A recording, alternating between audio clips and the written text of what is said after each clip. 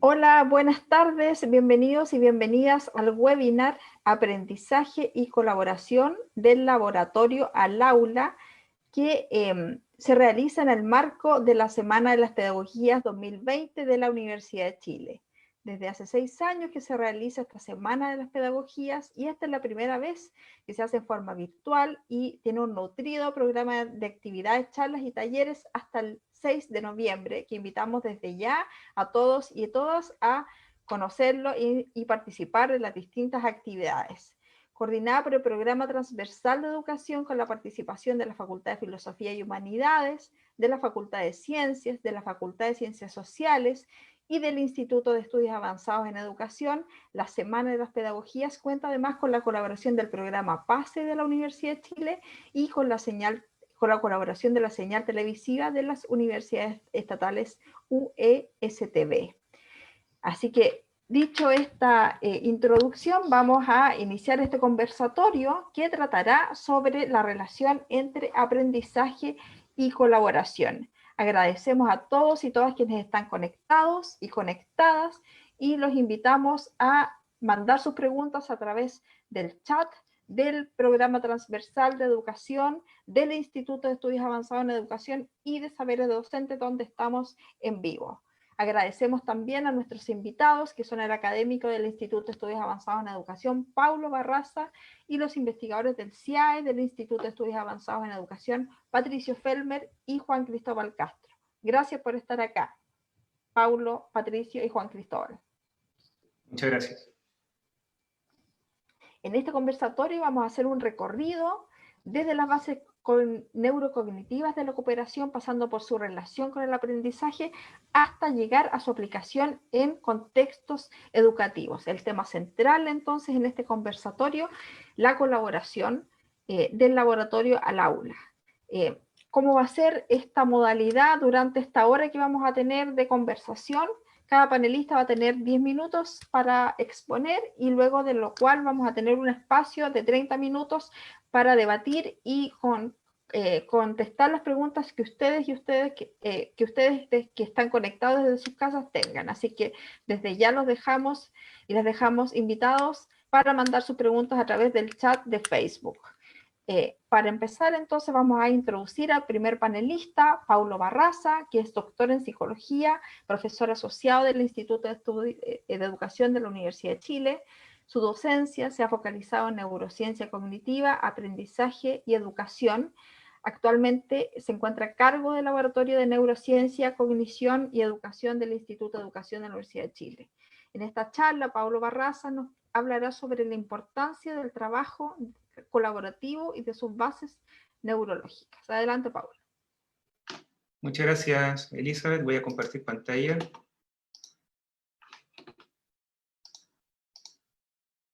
¿Ahí? ¿Se está viendo? ¿Sí? Ya, perfecto. Entonces, bueno, al ser el primero, de nuevo les doy la bienvenida a este conversatorio, aprendizaje y colaboración desde el Laboratorio del Aula, que lo estamos haciendo con mis colegas Juan Cristóbal Castro y Patricio Felmer.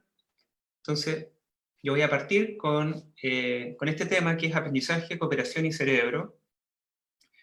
Y voy a partir con una definición bien de las neurociencias cognitivas con respecto al aprendizaje. Aprendizaje entendido como un cambio en la conectividad del sistema nervioso derivado de la interacción recurrente entre el organismo y el medio. Esta definición va a ser bien importante incluso hasta el final de la presentación. Por lo tanto, nosotros lo que tenemos muchas veces, ¿cierto?, es que nosotros podemos aprender cosas de manera individual. Simplemente interactuando con el medio nosotros podemos aprender ciertas habilidades sin necesidad, digamos, de nadie más.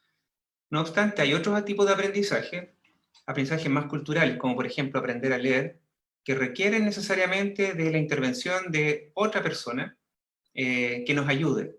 Y esto en el fondo lo que nos muestra es que este ejercicio de encontrarnos con otro para aprender nuevos contenidos, que lo que comúnmente lo llamamos enseñar, tiene un componente súper fuerte de cooperación. Es lo mismo que Michael Tomasello planteaba en un libro bien interesante que se llama ¿Por qué nosotros cooperamos? Él plantea que un proceso cooperativo crucial para el desarrollo de las culturas es justamente la habilidad de enseñar. Enseñar es una forma de altruismo, plantea Tomasello, fundada en una motivación por ayudar, con la cual individuos donan sus conocimientos a otros para su uso.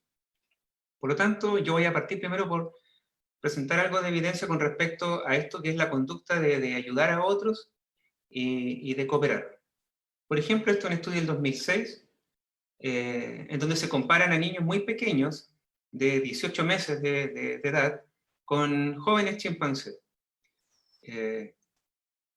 Y lo que se encontró es que ya desde los 18 meses de edad los humanos ayudan a otros a lograr su objetivo en una variedad de situaciones, y esta habilidad que parece tan sencilla como ayudar al otro, la verdad es que es bastante compleja, requiere una comprensión de los objetivos de los demás y una motivación altruista por ayudar.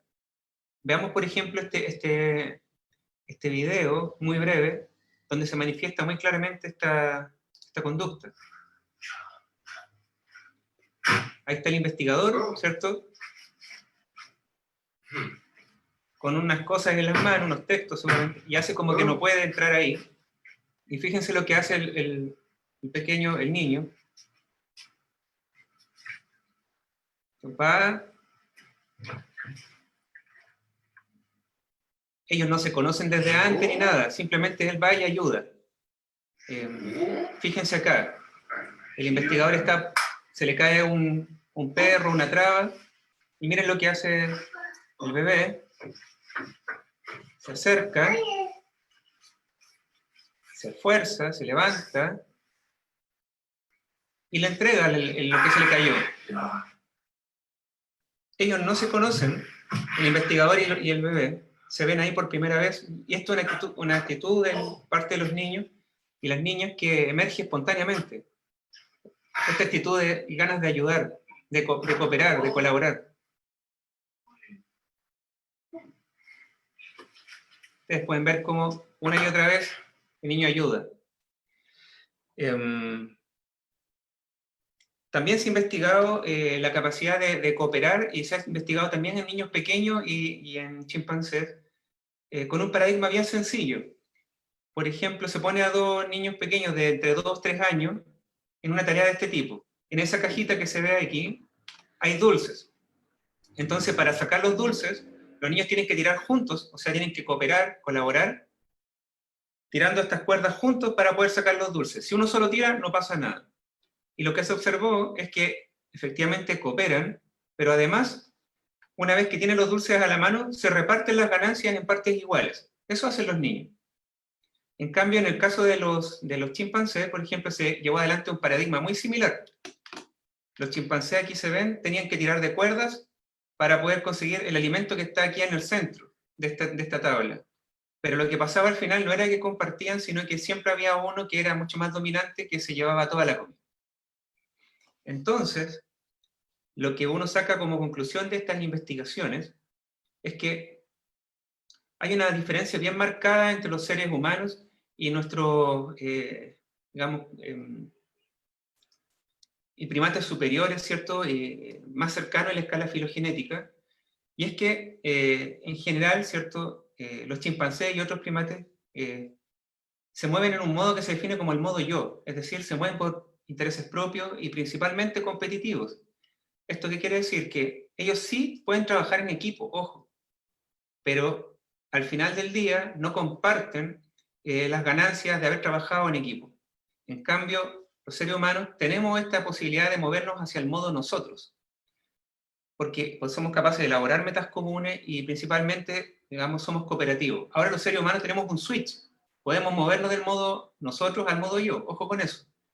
El tema es que los chimpancés, los monos no tienen el switch, simplemente siempre están en el modo yo. Entonces, con respecto a esto del modo nosotros, y la capacidad que tenemos los seres humanos de cooperar, surge la pregunta de qué ocurre en nuestro cerebro cuando cooperamos. Entonces, nosotros hicimos una investigación que fue publicada muy recientemente, en donde indagamos justamente qué pasa en la actividad cerebral de personas cuando están cooperando o bien compitiendo entre sí. El paradigma era muy sencillo. Veían un círculo así gris en la pantalla y de pronto se ponía verde y tienen que apretar un botón. En el caso de la cooperación, ganaban puntos como dupla si el apriete del botón se daba en un marco temporal similar. Y en el modo competencia ganaba puntos el que apretaba más rápido, básicamente. ¿Cuál fue el resultado de esta investigación? Esto fue lo que nosotros observamos. Cuando nosotros cooperamos, estamos en interacciones cooperativas, algo pasa que nuestra actividad cerebral se coordina también. O sea, mi actividad cerebral con la de mi compañero o mi compañero se coordinan de manera muy precisa en una banda de frecuencia determinada.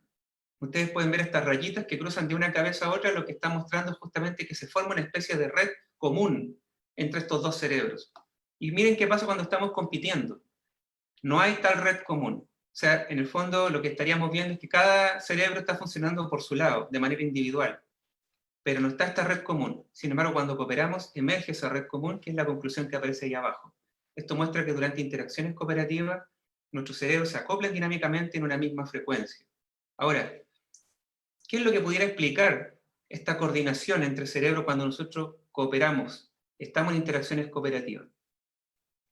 Recientemente apareció un estudio en donde se plantea una hipótesis, y la hipótesis tiene que ver con que, al parecer, cuando nosotros entablamos interacciones cooperativas, no solo estamos entregando una respuesta al otro, sino que también estamos haciendo inferencias respecto de lo que el otro va a hacer. Entonces estamos haciendo dos ejercicios al mismo tiempo. Por un lado estoy contestando lo que me están preguntando o la acción que requieren de mí, pero al mismo tiempo estoy anticipándome a lo que el otro va a hacer. Esta capacidad de anticiparnos a lo que el otro va a hacer es lo que nos permite ir coordinando acciones en el tiempo y trabajando de manera mucho más colaborativa. Ya para ir cerrando y ser fiel con el tiempo que se nos ha asignado. Mensajes para llevar a casa. La adquisición de ciertos contenidos culturales involucra procesos de enseñanza-aprendizaje, los cuales son netamente cooperativos. La capacidad de ayudar y cooperar son características distintivas de los seres humanos y se manifiesta tempranamente en su desarrollo. Cuando entramos en interacciones cooperativas, la dinámica cerebral de los participantes se acopla en una misma frecuencia, y este acoplamiento entre cerebros durante interacciones cooperativas estaría asociado a la capacidad de hacer buenas inferencias acerca de los pensamientos o acciones de otros. En resumen, cómo todo este paquete de información podría vincularse más directamente con la educación. En este esquema, por ejemplo, yo lo presento. Acá tenemos dos organismos que son organismos autoorganizados en sí mismos, docente-estudiante, que durante interacciones cooperativas recurrentes van modificando sus estructuras y van encarnando aprendizajes tanto en el estudiante como en el docente, entendiendo entonces la educación como un espacio de convivencia. ¿Okay? Con esto cierro. Muchas gracias por su atención. Ahí están mi asistente de investigación, porque estos trabajos no se hacen solos. Y muchas gracias. Le doy el pase ahora entonces a Juan Cristóbal para que continúe con este conversatorio. Muchas gracias, Paulo Barraza. Siguiendo entonces con este foco sobre el trabajo colaborativo, nuestro próximo invitado nos va a hablar de la teoría de la carga cognitiva y de su relación precisamente con el trabajo colaborativo. La teoría de carga cognitiva es importante a la hora de diseñar materiales y actividades educativas. Vamos a presentar brevemente a Juan Cristóbal Castro Alonso. Él es doctor en educación e investigador del CIAE, del Instituto de Estudios Avanzados en Educación de la Universidad de Chile. Sus intereses son el procesamiento visoespacial, la habilidad espacial, la teoría de la carga cognitiva y la memoria de trabajo, además de la psicología educativa, la educación STEM y biología, entre otros. Adelante, Juan Cristóbal. Gracias, Elizabeth. Qué bueno que haya gente interesada en estos temas de este conversatorio. Gracias por la invitación, gracias a los organizadores también. Les voy a compartir pantalla para hablar mis breves 10 minutos. Estoy contando el tiempo para no pasarme. Y acá vamos entonces. Como decía Elizabeth, voy a hablar de la teoría de la carga cognitiva y en especial de una extensión de esta teoría que se llama la teoría de la carga cognitiva colaborativa, le han llamado. Estos temas, un poco lo que comentó Elizabeth de STEM, este tema de la cooperación, la carga cognitiva y otros temas, los vamos poniendo normalmente en nuestro Twitter, ahí lo tienen arriba, y entonces si están interesados en ir más allá en estos temas, los invito a seguirme en el Twitter. o en la página web que está ahí abajo, donde también vamos poniendo las últimas publicaciones que vamos sacando, o presentaciones como estas, por ejemplo. ¿De qué vamos a hablar hoy día? Básicamente de la teoría de la carga cognitiva. Es un libro muy recomendado, y abajo en estas diapos voy a estar poniendo las referencias, por si quieren ir a meterse de lleno en estos temas. Por ejemplo, la teoría de la carga cognitiva, tiene varios libros ya, varios capítulos, y qué sé yo, lleva como 30 años dando vueltas la teoría. Pero este es el libro que yo creo que hay que leer para meterse de lleno en esta teoría. Y a mi modo de ver, quizá obviamente un poco sesgado porque es mi interés, pero para mí esta es la mejor teoría de psicología educativa para predecir condiciones, las mejores condiciones para aprender, la teoría de la carga cognitiva. Y eso también incluye aprender en ambientes colaborativos. Ahora, este es todo un libro, ¿no es cierto? Pero si pudiéramos resumirlo en una sola frase, ¿qué es la teoría de la carga cognitiva? Básicamente el mensaje central de la teoría es que la memoria de trabajo es limitada, o sea, tiene limitaciones ante información nueva. En la mayoría de los casos, cuando nosotros estamos aprendiendo, o cuando nuestros alumnos aprenden de nosotros pasándoles materia, o una clase en Zoom, o ven un libro, no sé, son novatos, o sea, es gente que está enfrentándose a información nueva para ellos. A nosotros nos pasa lo mismo, cuando nos enfrentamos por primera vez a una información nueva, estamos limitados en nuestro procesador que nos permite aprender. Y ese procesador se llama la memoria de trabajo. Una analogía puede ser la memoria RAM de los computadores, es la memoria que permite que uno aprenda, ¿ya? Entonces, esta memoria de trabajo es limitada. Y esto se ve mucho en la mayoría de los casos educativos, que es que nosotros nos estamos enfrentando a información que no hemos visto antes, información nueva. Entonces, en esos casos estamos muy limitados. Y eso hay que considerarlo cuando queramos enseñarle a estudiantes. Esta es otra analogía que me gusta hacer, y bueno, y también un homenaje a mi esposa, que hizo estos dibujos hace como 10 años atrás. La memoria de trabajo es como este carrito de maletas. La memoria de trabajo solamente puede procesar 4, más o menos, 4 elementos al mismo tiempo. Entonces imaginemos que la memoria de trabajo es este carrito de maleta y solamente puede llevar 4 maletas. No sé si ustedes han intentado llevar más de 4 maletas en estos carritos del aeropuerto, por ejemplo. Ponen 6 maletas.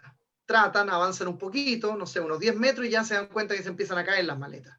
Entonces, es una buena analogía para recordar que nosotros tenemos en nuestras mentes estos carritos y solamente podemos incorporar 4 elementos nuevos y procesarlos. ¿Ya? Y eso es un poco el mensaje central de la teoría de la carga cognitiva. ¿Cómo aplicamos esto al trabajo colaborativo en la sala de clase, por ejemplo, en el aula? Bueno, ahí tenemos la foto ideal, ¿no es cierto? Quizás demasiado idílico. Vemos estudiantes universitarios que están ahí muy entusiastas, conversando entre ellos. Cada uno tiene un laptop. Vemos que son buenas marcas de laptop. Todos tienen internet, ¿no es cierto? Todo muy lindo, buena iluminación. Incluso atrás se ven unos ayudantes que están ahí aportando a los grupos. Entonces acá todo fluye. Y un poco ese podría ser la sensación que uno tiene cuando se habla de aprendizaje colaborativo. Se piensa que es todo ideal y siempre funciona. Pero bueno, la teoría de la carga cognitiva, con esta extensión, teoría de la carga cognitiva colaborativa, predice que hay condiciones buenas y condiciones malas de este trabajo colaborativo.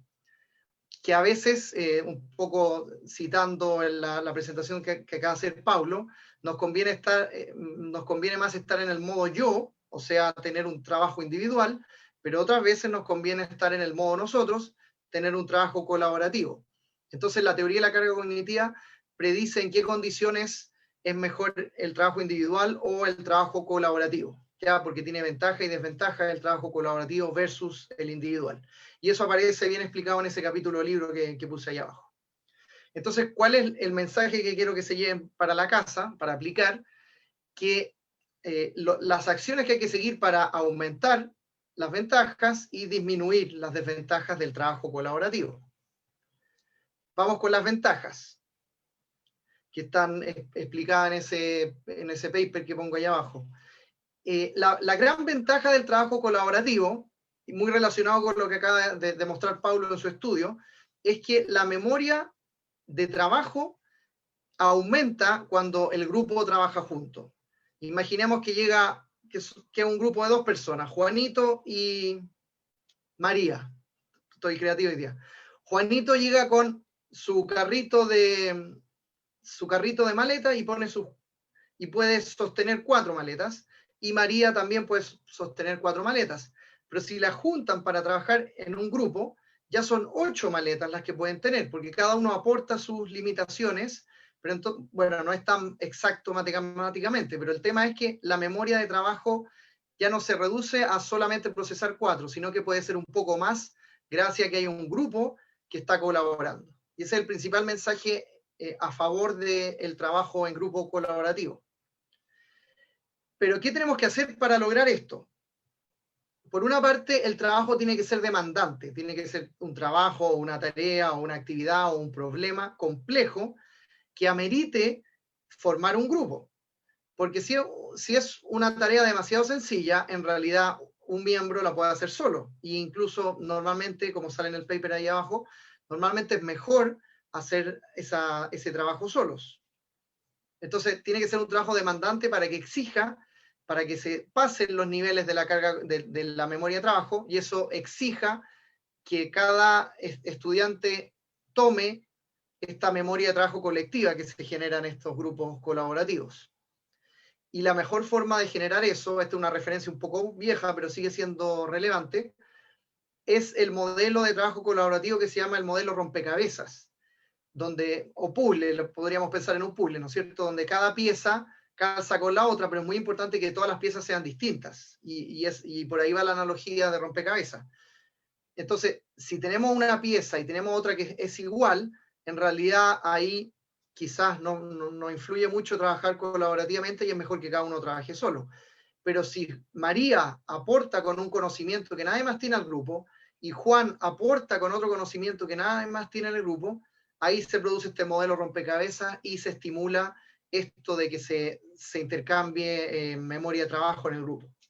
Entonces, ventajas del trabajo colaborativo y cosas que hay que potenciar pensando en el trabajo colaborativo: que sea un problema complejo, que amerite trabajar en equipo, y 2, que el equipo tenga diferencias, o sea, que las personas del equipo, cada una aporte algo distinto, un conocimiento especial, una forma especial de hacer las cosas, una habilidad distinta. ¿Cuál sería la desventaja de trabajar colaborativamente y que gasta memoria de trabajo o que aumenta la carga cognitiva? Bueno, que hay que coordinar y comunicarse entre los miembros. Entonces, si nosotros tenemos ya un carro que lleva 4 maletas, bueno, quizás el carro se va a hacer más flaquito y va a poder llevar menos maletas si es que agregamos más complejidades al aprendizaje. Por ejemplo, si tenemos que coordinarnos, comunicarnos, arreglar asperezas, esperar el turno, todas esas cosas en realidad hacen que uno a veces funcione mejor trabajando solo. Entonces, lo que se recomienda es cómo minimizamos estas desventajas. Una forma es preparando a los miembros del equipo para esta comunicación y coordinación que van a venir después. Entonces, haciéndole un entrenamiento en un trabajo colaborativo más simple, una especie de maqueta o simulación del trabajo real. Entonces, hacemos que cada uno sepa en qué consiste este trabajo colaborativo. Por ejemplo, si vamos a pedirles que se comuniquen por WhatsApp, ok, enseñémosle a usar la herramienta antes de que tengan que usarla de verdad. O que se conozcan entre ellos. A María quizá no le gusta que le lleguen los mensajes de WhatsApp a las 8 de la noche. Bueno, es bueno que se sepa antes para que no haya problemas durante la actividad. Entonces, estrategias para minimizar estas desventajas sería que se conozcan entre ellos, para que una vez que lleguen al trabajo colaborativo de verdad, la comunicación y la coordinación ya fluya sin gastar memoria de trabajo. Y para ir cerrando, un poco relacionado a lo que estamos haciendo hoy en el CIAE, esto por ejemplo lo publicamos el año pasado, la memoria de trabajo es fundamental para aprender y es muy interesante cómo se relaciona con otras variables. Por ejemplo, la memoria de trabajo es fundamental para aprender multimedios. Y acá tenemos un paper que publicamos el año pasado donde mostramos que también hay diferencias de género en cómo se aprende con animaciones, por ejemplo, videos o imágenes fijas. Otra variable que yo siento que es importante volver a relevar es que fumar marihuana daña la memoria de trabajo y por lo tanto afecta negativamente el aprendizaje. Entonces toda esta moda que hay de legalizar la marihuana quizás puede tener por ahí algunos méritos, pero en realidad pensando en aprender, si un estudiante se está fumando 3 pitos o 5 pitos a la semana, va a tener más problemas que uno que no lo esté fumando. Así que ojo con la marihuana, con cómo influye en la memoria de trabajo y por lo tanto en el aprendizaje. Bueno, y esto y otros temas los vamos a seguir ahora discutiendo, y si no, pueden ir a esos dos lugares para profundizar más en estos temas. Muchas gracias por su atención. Gracias, Juan Cristóbal Castro. Muchas gracias por esa interesante exposición. Les recordamos a todos y a todas enviar sus preguntas por el chat de Facebook del IE, del Programa Transversal de Educación y de Saberes Docentes, donde estamos transmitiendo, porque al final de en los últimos 20 minutos, media hora de este conversatorio, vamos a tener un espacio para responder sus preguntas. Así que desde ya los invitamos, ya hemos recibido algunas preguntas, pero los animamos a mandar más. También otras consultas sobre las presentaciones de este seminario. Las presentaciones quedarán alojadas en el sitio web del Instituto de Estudios Avanzados en Educación, que es www.ie.uchile.cl, y claramente el video también va a quedar alojado en el Facebook de los 3 organismos de la Universidad de Chile que estamos haciendo esta transmisión.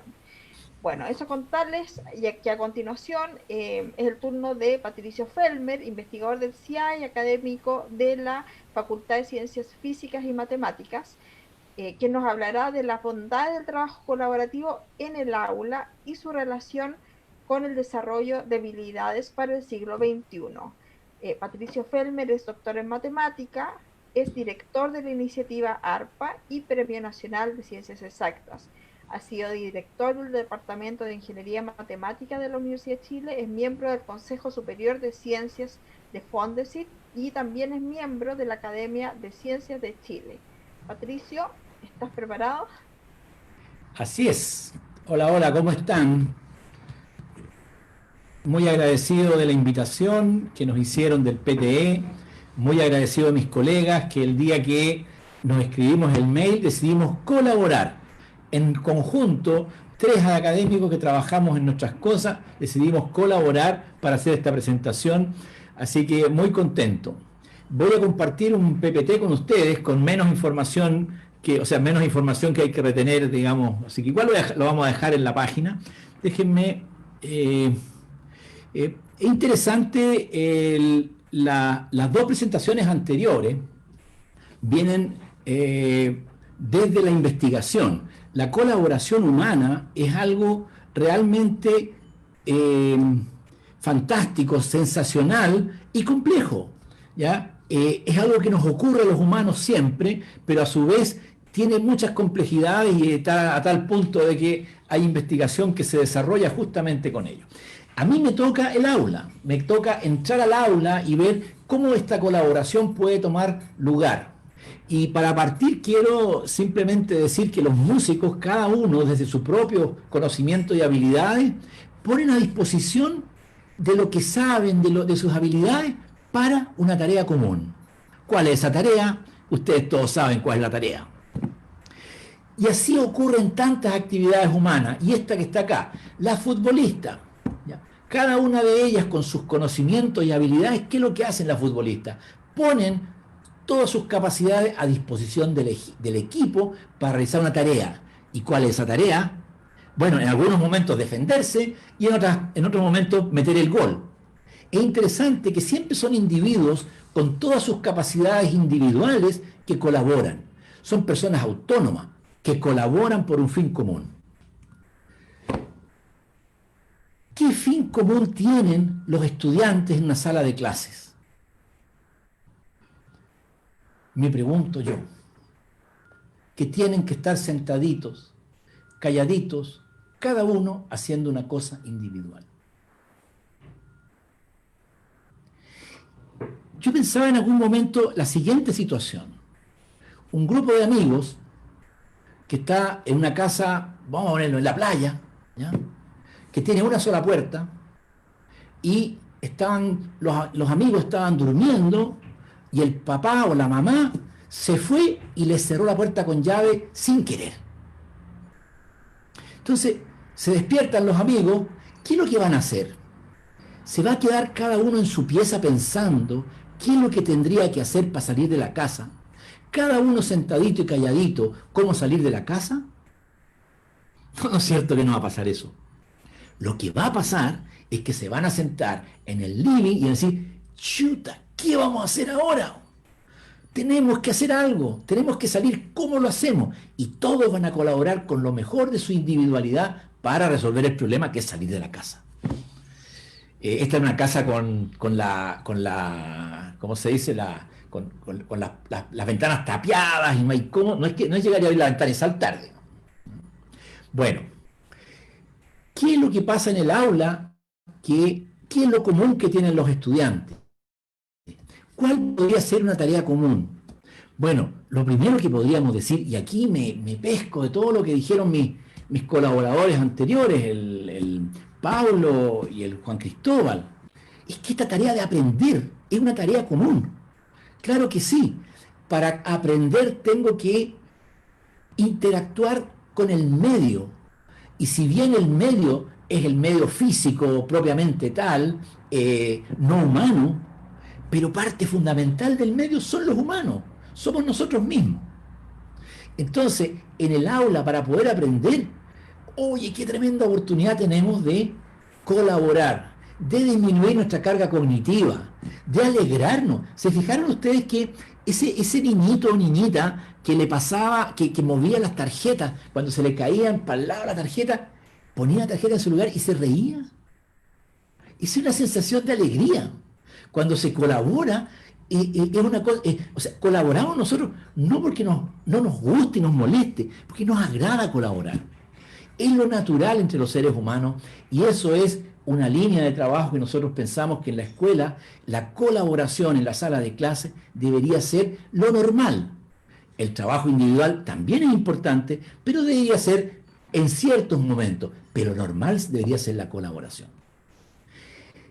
¿Qué se requiere para tener una tarea común? Es cierto que la tarea común de aprender es gran tarea, pero claro, estos grupos que están ahí están colaborando, pero no por una tarea común grande como es aprender, sino que por una tarea más pequeña. Y entonces la pregunta que yo planteo es, ¿qué requiere una actividad para hacer una buena tarea común, para que un grupo pueda colaborar? Entonces, lo primero, algo obvio, tiene que interesarle a los estudiantes. Y los intereses de los estudiantes son muy variados. Se interesan por cosas muy variadas. Algunos dicen, no, que se tiene que ver con la vida cotidiana. Puede ser. Pero hay gente que se interesa por las estrellas. Hay gente que se interesa por los problemas abstractos. Los intereses son una maravilla a descubrir. Bueno, la tarea tiene que interesarle a los estudiantes. En segundo lugar, y eso lo decía Juan Cristóbal, si no es un desafío, ni una gracia. La gracia es que sea un desafío, una tarea difícil.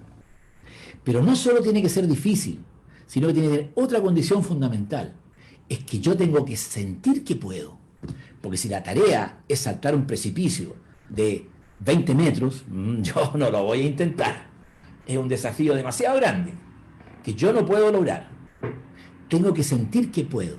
Esas tres condiciones hacen de una tarea que lo más probable es que si están presentes en una tarea, en un trabajo, en una actividad, los estudiantes que están sentados en grupo comiencen a colaborar. Se miren entre ellos y digan, oye, ¿qué hacemos acá? ¿Cómo lo hacemos? Porque ninguno es capaz de hacerlo solo. Es un desafío, es algo difícil. Pero todos sienten que pueden y entonces empiezan a tirar ideas. El trabajo colaborativo en aula permite, voy a decirlo al revés, el trabajo individual en aula no permite estas actividades. Colaborar, comunicar, negociar, escuchar activamente al otro, argumentar, tomar decisiones, tener confianza en los otros, desarrollar el liderazgo, la responsabilidad, la influencia social con los demás, la flexibilidad, adaptabilidad. Todas esas cosas ocurren porque trabajo con otros. Y estas son una muestra de las habilidades para el siglo XXI.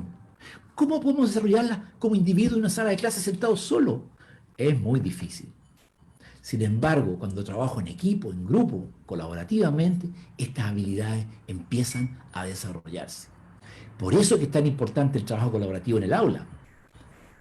Y como dicen mis antecesores, está metido en el ser humano. Nosotros queremos colaborar, queremos ayudar al otro, queremos trabajar en conjunto. Nos alegra, nos disminuye la carga cognitiva. ¡Qué maravilla! O sea que es más fácil la tarea entre todos. Bueno, ahora, toda esta maravilla, hay que decirlo, se requiere, no es llegar y hacer, se requiere un poquito de preparación y un poquito de práctica. La verdad que no es demasiado, pero los estudiantes de pedagogía ojalá puedan practicar eso en sus aulas, cuando sus profes le enseñan. A ver si los profesores de los cursos de pedagogía lo hacen trabajar en equipo. Así empiezan a tener práctica, a trabajar colaborativamente y ven las bondades, ¿ya? Y también tienen práctica de cómo hacer trabajar colaborativamente a otros. Eso es todo lo que les quería decir, porque ahora tenemos la oportunidad de conversar de este importante tema sobre la colaboración y el aprendizaje, ¿ya? Ustedes tienen la palabra. A continuación, nosotros a ver si podemos responderle las preguntas que ustedes tienen. Muchas gracias. Muchas gracias, Patricio, por este desafío que también nos planteas a conversar colaborativamente también sobre este tema. Tenemos ya algunas preguntas. Por ejemplo, nos preguntan cómo desarrollar el trabajo colaborativo en este contexto de pandemia, y en ese sentido me imagino también llamarlos, invitarlos a los panelistas, a ustedes a la reflexión en el sentido de si puede ser esta pandemia un punto de inflexión entonces para fortalecer el trabajo colaborativo desde el sistema educativo. Dejo abierto el micrófono para quien se sienta más cómodo con esta pregunta y quien pueda abrir los fuegos en este periodo del debate.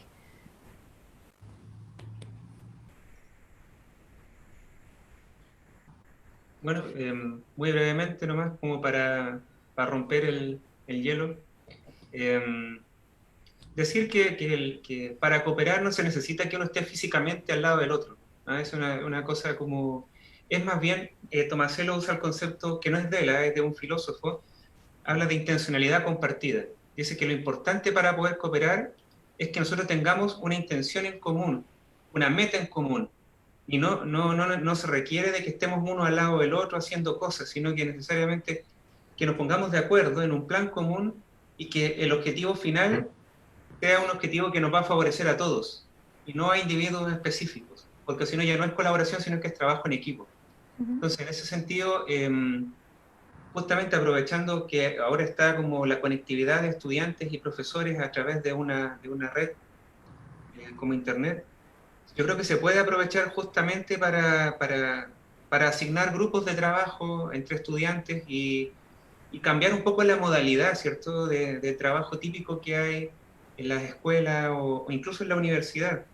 Esta onda que ocurrió de querer presentar las clases presenciales, pero ahora en modalidad Zoom, lo que fue un grave error, porque en realidad es otro mono en el que estamos ahora, donde justamente el tema de la colaboración y la cooperación, los trabajos colaborativos y cooperativos agarran mucho más fuerza. No sé si ahí Pato o Juan Cristóbal quisieran complementar. Patricio.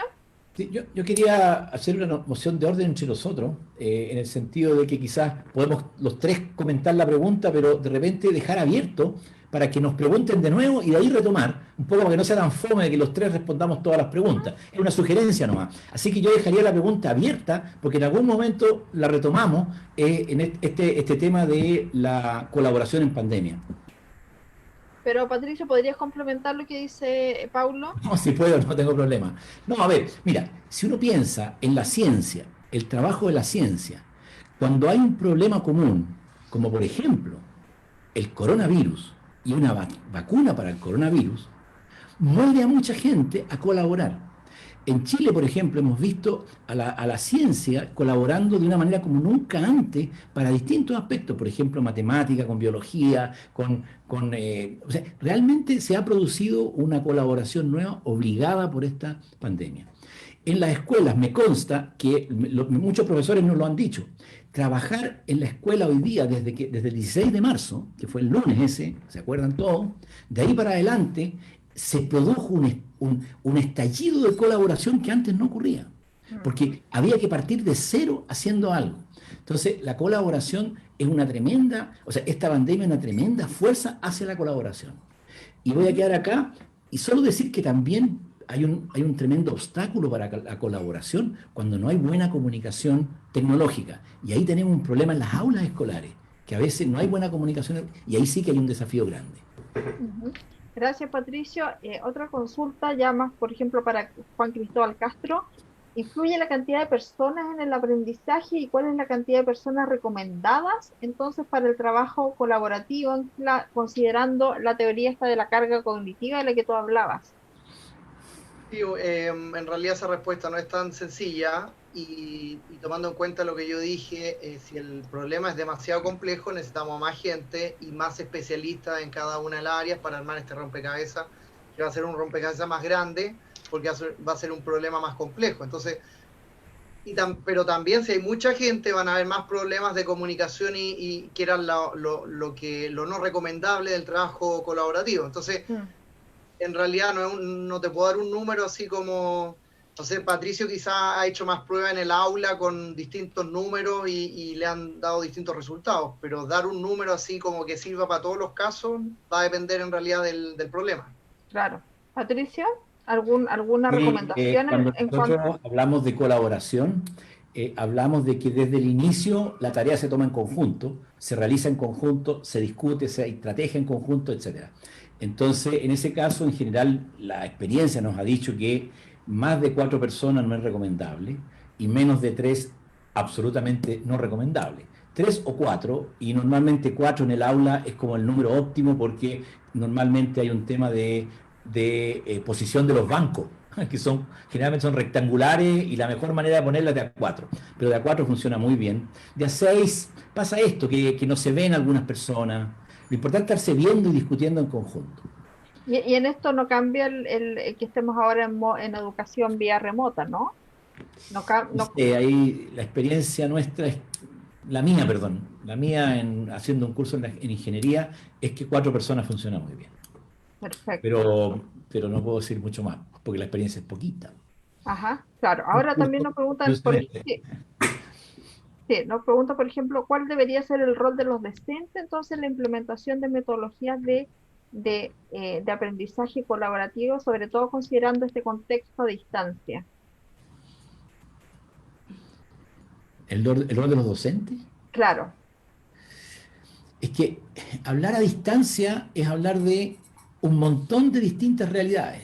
O Ujú. sea, desde que los niños tienen que ir, o el profesor tiene que repartir en bicicleta guías o problemas a los estudiantes en escuelas rurales, hasta gente que está conectada con Zoom, otros que se conectan por WhatsApp. Entonces, la realidad son muy distintas. Pero Mm. yo quisiera decir, así en general nomás, el rol del docente es clave.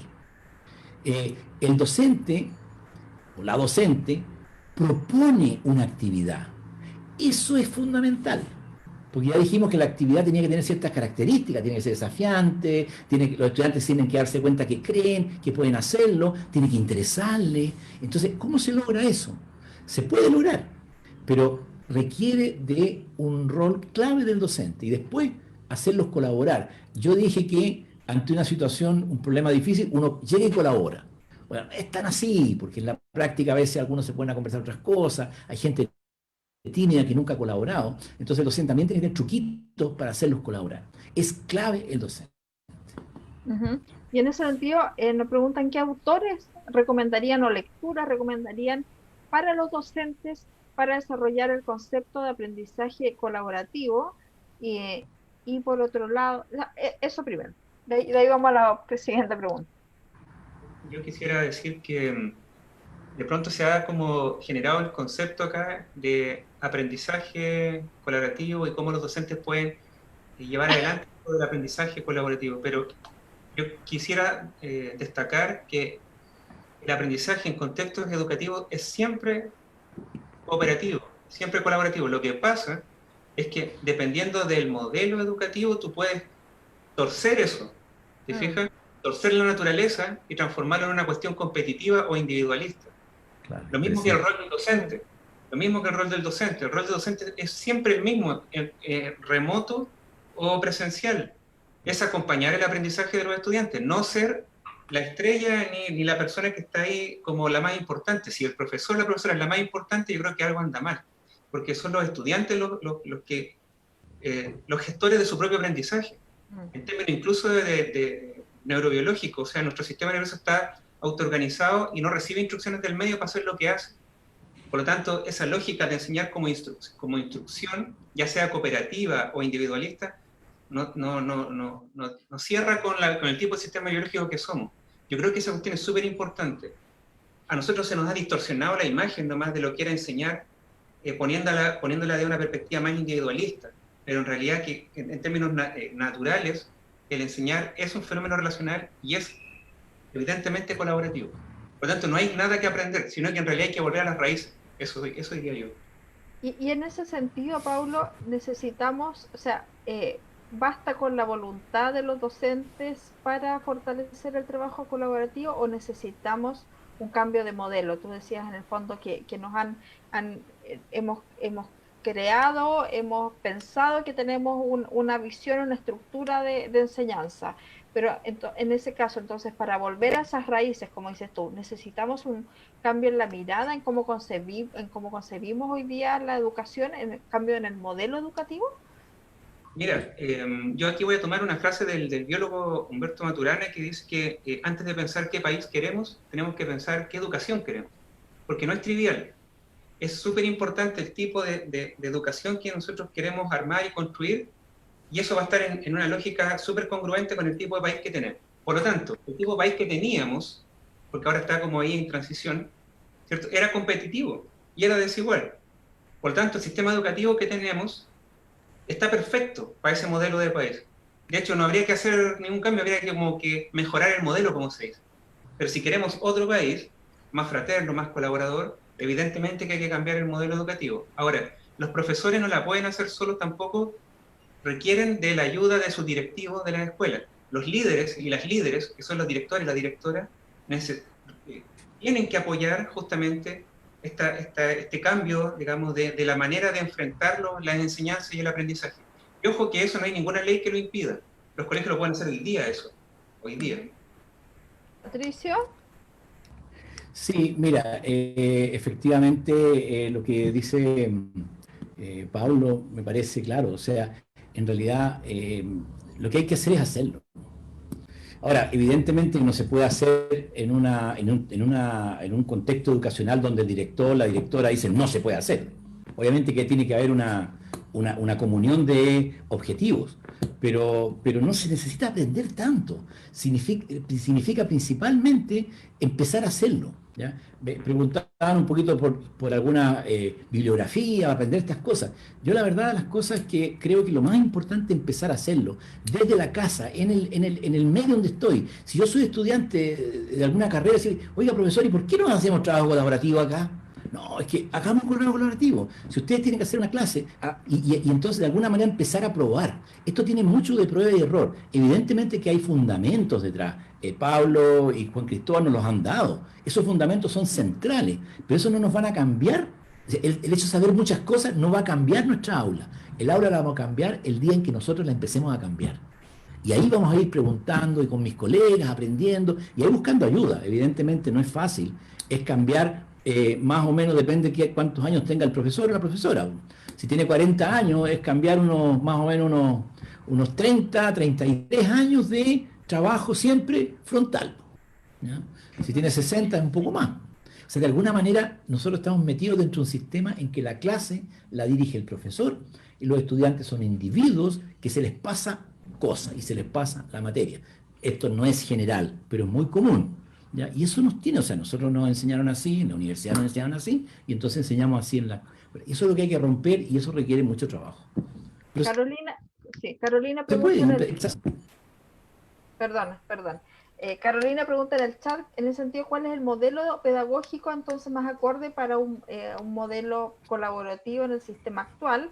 y añadimos entonces a dónde miramos, dónde podemos encontrar un modelo que se parezca a lo que queremos lograr.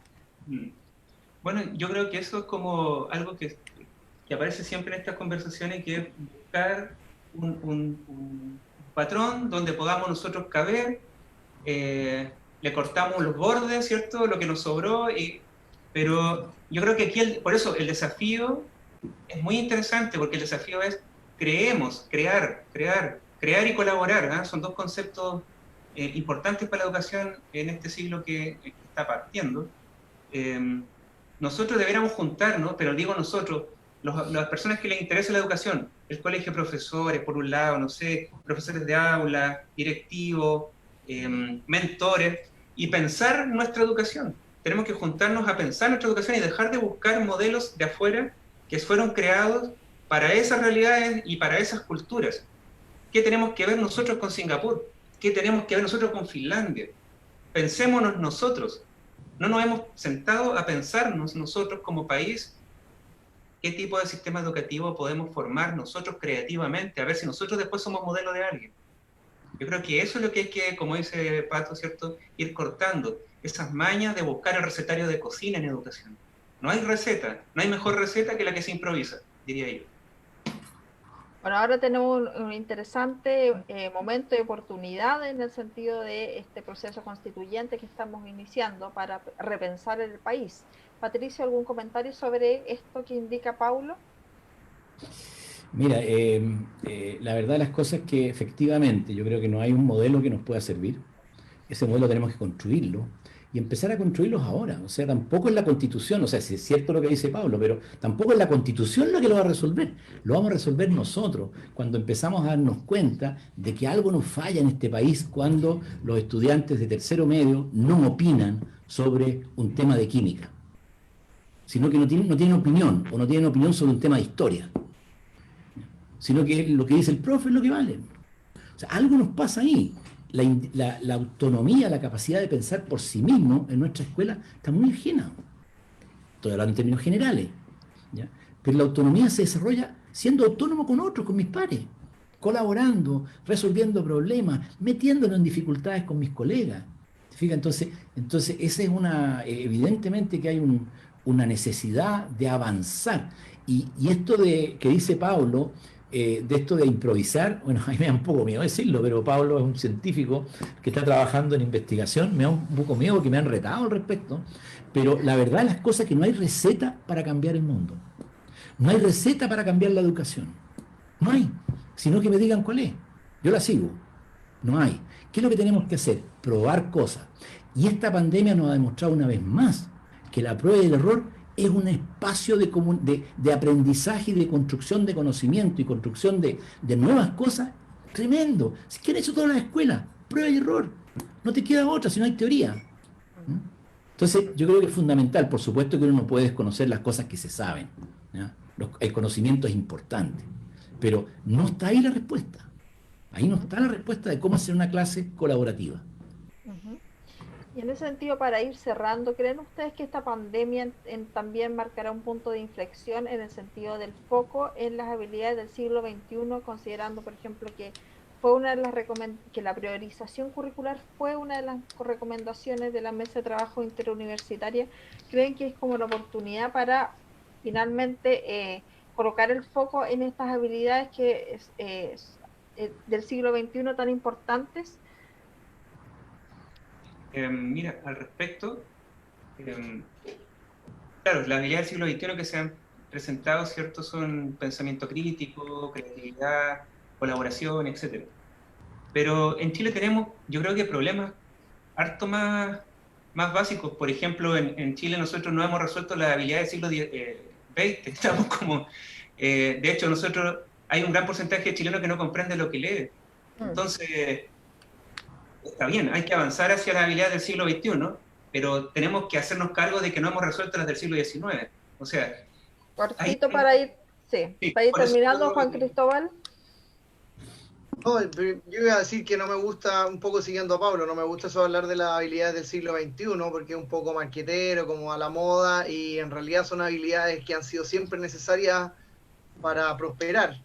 desde el siglo, no sé, I, que es colaborar, ser crítico, tener ojo con lo que te dicen, chequear la fuente. Hablan del siglo XXI porque usan marqueteramente esta frase, pero en realidad son habilidades que han sido siempre necesarias, van a seguir siendo necesarias en el siglo XXII, XXIII y XXIV, y la pandemia nos da la posibilidad de que estas habilidades, que las podemos llamar como queramos, nos dimos cuenta que el mundo afuera del aula las necesita también. O sea, lo que decía Patricio, se junta el biólogo con el matemático, con el astrónomo, y resuelven este problema complejo porque requiere estas memorias de trabajo que se junten, que cada uno ponga su conocimiento especial que tiene.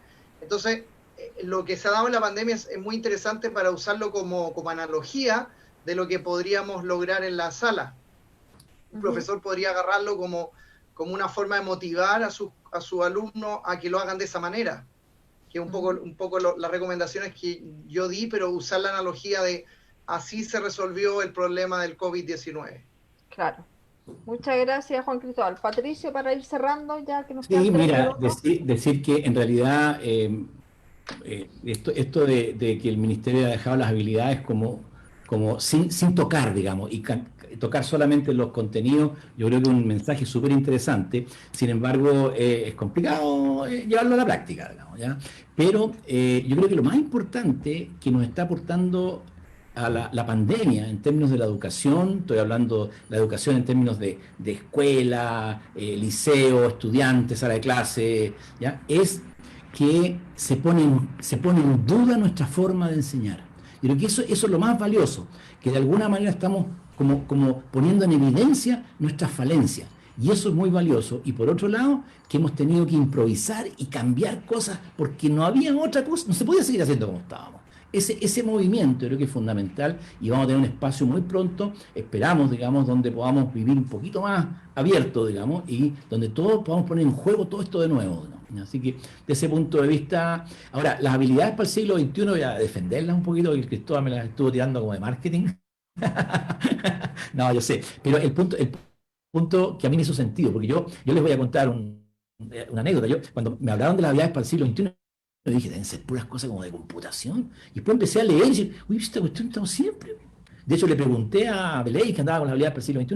Entonces él me dice una cosa, y esa es la clave, digamos. Él me lo dijo, y claro, yo también más o menos estaba percibiéndolo, que la gracia es que ahora, lo que queremos ahora es que en el aula todos los estudiantes desarrollen todas esas habilidades.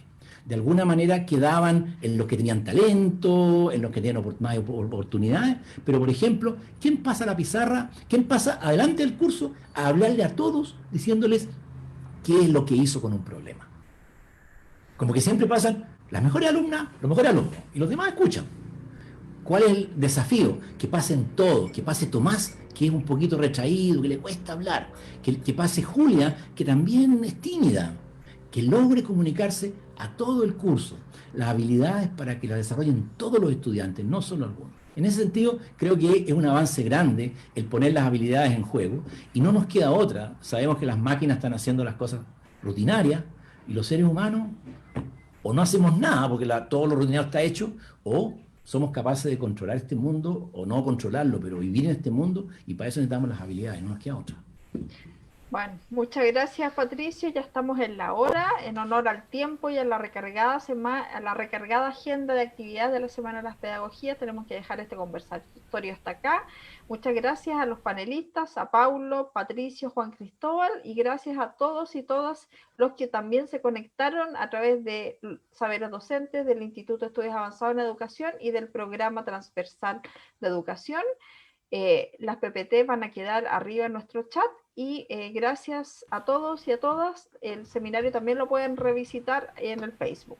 Así que nos vemos y los invitamos y las invitamos a seguir el programa de la Semana de las Pedagogías que dura hasta el 6 de noviembre.